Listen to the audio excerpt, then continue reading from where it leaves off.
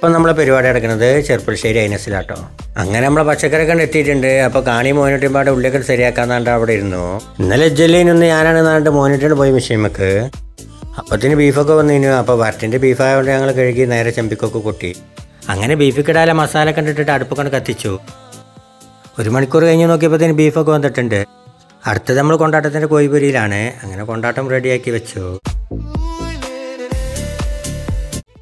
അടുത്ത പരിപാടി ചിക്കൻ കുറുമ. ഉള്ളി വാട്ടി മസാല ഇട്ടു. അങ്ങനെ ചിക്കൻ കുറുമ റെഡി.